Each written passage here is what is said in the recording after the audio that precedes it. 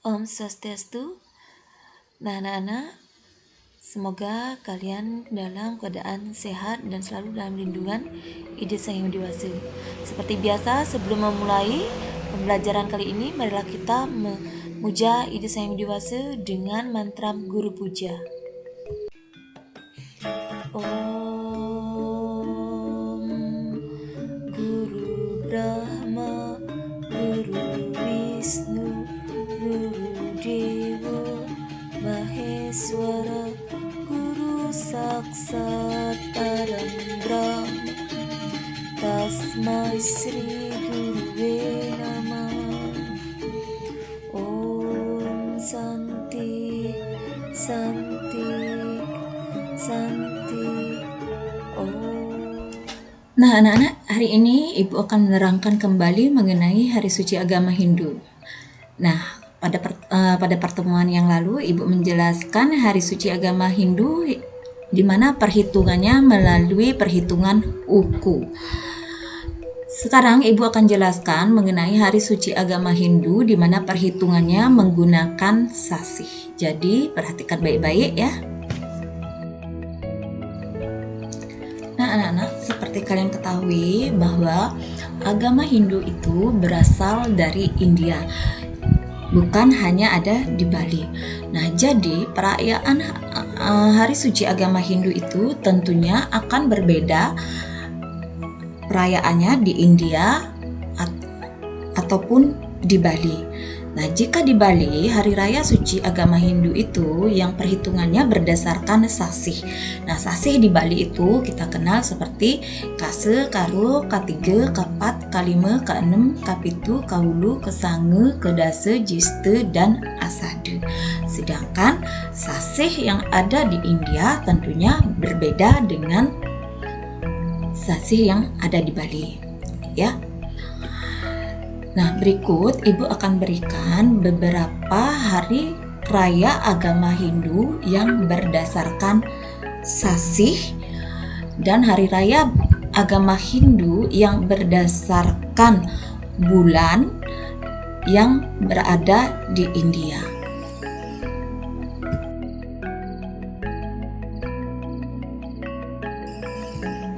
Nah, yang pertama Ibu bahas adalah mengenai hari purnama. Nah, hari purnama ini biasanya umat Hindu melakukan persembahyangan di tempat suci, di pura-pura ya. Nah, perayaan hari purnama ini biasanya itu dirayakan pada saat bulan penuh.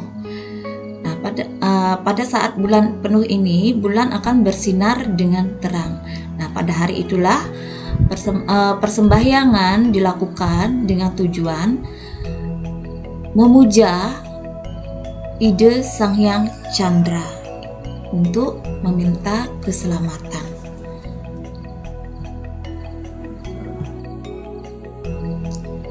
Nah, persembahyangan bukan hanya dilakukan pada saat bulan penuh, bulan bersinar dengan terang, tetapi juga pada saat bulan gelap, yakni pada tilem ya, di mana umat Hindu melakukan persembahyangan untuk memuja Ide Betara Surya, di mana pada saat hari tilem ini, yakni pada malam bulan mati, Ide Sang Hyang Surya beryoga.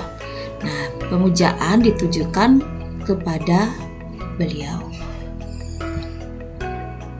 Perhatikan gambar berikut ini. Nah, gambar ini menunjukkan bagaimana bulan berputar mengelilingi bumi.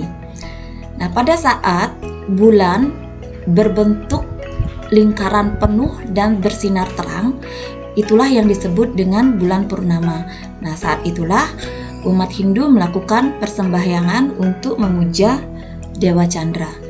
Nah, kemudian bulan berputar kembali, dan pada saat bulan itu tidak terlihat atau bulan mati dan sinarnya tidak terlihat, itulah yang disebut dengan tilem. Nah, pada saat itulah umat agama Hindu, terutama yang di Bali ya, melakukan persembahyangan. Nah, persembahyangan itu ditujukan untuk memuja Dewa Surya, karena pada saat itulah Dewa Surya melakukan tapa yoga. Nah, berikut adalah yang Ibu terangkan adalah mengenai Hari Raya Siwaratri. Nah, Hari Raya Siwaratri ini artinya adalah malam Siwa, ya, di mana pada saat hari ini Dewa Siwa melakukan yoga. Nah, pada malam inilah adalah malam yang paling baik untuk kita melakukan tiga puasa, tiga yoga, yakni jagra, yang artinya kita bergadang. Sudah itu mono brata, yang artinya tidak berbicara, dan upawasa, yakni kita berpuasa. Nah, Hari Raya Siwaratri ini jatuhnya pada Purwaning Tilem Kepitu. Ingat ya anak-anak, kalau hari raya yang jatuhnya berdasarkan pawukon itu dia berdasarkan wuku, pancewara, dan sabtewara. Sedangkan hari raya suci yang berdasarkan sasih itu hanya berdasarkan sasihnya, tidak berpatokan pada pancewara ataupun sabtewara. Nah, Hari Raya Siwaratri ini datangnya pada Purwaning Tilem Kepitu. Nah, tilem kalian kan sudah Ibu jelaskan mengenai tilem. Tilem itu berarti bulan mati. Purwaning itu artinya 1 hari sebelum tilem. Nah, sasih itu sasih kapitu. Jadi Hari Raya Siwaratri ini dirayakan 1 hari sebelum jatuhnya tilem sasih kapitu. Sampai di sana Ibu harap kalian mengerti ya. Nah, Hari Raya Siwaratri ini juga kita melakukan yoga. Pada saat kita melakukan yoga ini, kita memusatkan pikiran kepada Ide Betara Siwa dan mengingat perbuatan-perbuatan kita yang salah pada waktu sebelumnya. Dan kita juga menanamkan keyakinan di dalam hati bahwa kita akan tidak lagi mengulangi kesalahan yang sama, dan memohon kepada Ide Betara Surya agar kesalahan yang kita lakukan sebelumnya bisa dimaafkan. Nah, Hari Raya Siwaratri ini berkaitan erat dengan cerita Lubdaka. Nah, mungkin pada kesempatan lain hari bila ada waktu, Ibu akan menceritakan mengenai kisah Lubdaka. Nah, Ibu sekarang akan menerangkan mengenai Hari Raya Nyepi. Hari Raya Nyepi itu berasal dari kata sepi. Nah, jadi perayaan Hari Raya Nyepi itu dirayakan dengan sepi. Ya. Nah, perayaan Hari Raya Nyepi itu dirayakan dengan melaksanakan catur berata penyepian, yakni amati lelungan, artinya tidak bepergian, ya. Sudah itu amati lelanguan, artinya tidak makan. Amati geni itu tidak menyalakan api, dan amati karya itu tidak melakukan kegiatan atau tidak bekerja. Nah, Hari Raya Nyepi ini dirayakan pada Pinanggal Apisan Sasih Kedasi. Pinanggal Apisan itu artinya hari pertama memasuki Sasih Kedasi. Nah, Hari Raya Nyepi itu biasanya sebelum hari nyepinya itu dilakukan pengarakan ogoh-ogoh. Nah, pengarakan ogoh-ogoh ini biasanya dilakukan pada saat melakukan pecaruan. Nah, itu fungsinya adalah untuk penetralan Buana Agung. sedangkan penetralan untuk Buana Alit itu dilakukan pada saat hari nyepinya. Nah, penetralan Buana Agung, Buana Alit itu maksudnya adalah arak-arakan ogoh itu untuk meminimalisir pengaruh-pengaruh negatif. Nah, di dalam agama Hindu itu disebut dengan buta kalu, pengaruh-pengaruh negatif. Ya. Nah, Buana Agung itu adalah bumi, dunia, tempat yang kita tinggali. Sedangkan Buana Alit itu adalah diri kita. Menetralisir Buana Alit itu artinya untuk mengendalikan sadripu yang ada di dalam diri kita. Nah, untuk pengendalian sadripu itulah kita perlu melakukan catur berata penyepian. Nah, anak-anak, sekarang Ibu akan jelaskan mengenai Hari Raya Navaratri. Tentunya apabila di Bali perayaan Navaratri ini belumlah lumrah ya, tetapi apabila di India ini sudah sering dirayakan. Nah, Hari Raya Navaratri ini sering juga disebut dengan Dussehra atau Dasahara. Hari Raya Navaratri itu jatuh pada paruh terang bulan Asuci, yakni antara bulan September sampai bulan Oktober. Nah, Hari Raya Navaratri ini perayaannya adalah untuk memperingati kemenangan Dharma terhadap Adharma. Apabila di Bali ini dikenal dengan Hari Raya Galungan, ya. Selanjutnya yang diterangkan adalah mengenai Hari Raya Diwali atau Dipawali, ya.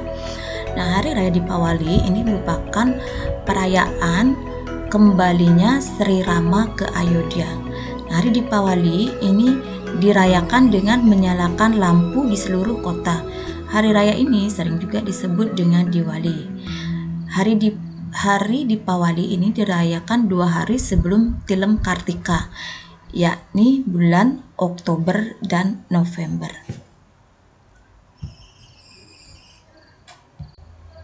Nah, selanjutnya Ibu akan menerangkan mengenai Hari Raya Gayatri Japa. Nah, hari raya ini adalah untuk memperingati turunnya mantra Gayatri.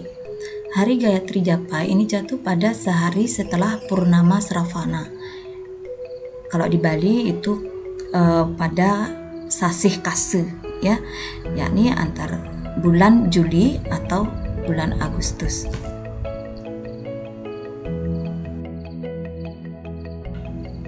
Nah, selanjutnya adalah Hari Guru Purnima atau biasa Jayanti.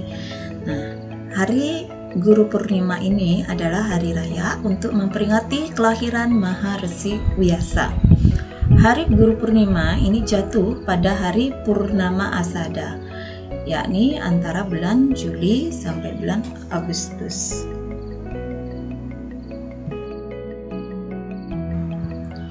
Nah, selanjutnya Ibu akan terangkan mengenai Hari Holi. Hari Holi itu adalah hari raya untuk menyambut musim panas. Nah, hari raya ini dikaitkan dengan raksasa perempuan bernama Holika. Raksasa Holika ini akhirnya mati terbakar dan dikalahkan oleh kebenaran yang dimanifestasikan oleh Prahlada.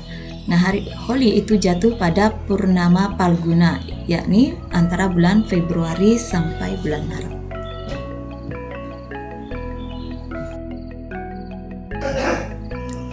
Nah, selanjutnya adalah Hari Makara Sakranti. Nah, Hari Raya Makara Sakranti ini adalah hari raya untuk memuja Dewa Surya. Nah, pada hari raya ini terjadi pada pertengahan Januari.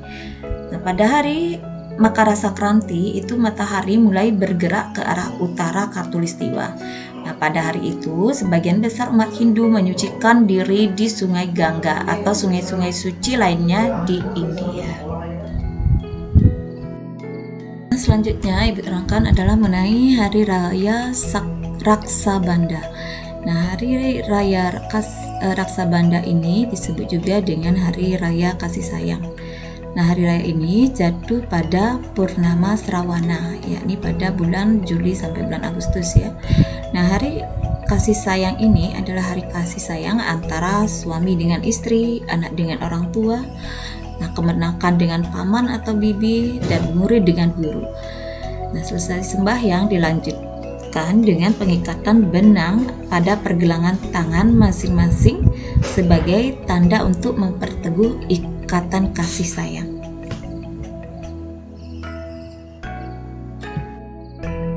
Untuk akhir kata, Ibu aturkan Paramasanti. Om Santi Santi Santi Om. Ingat ya, klik tombol like dan subscribe video pembelajaran ini. Terima kasih.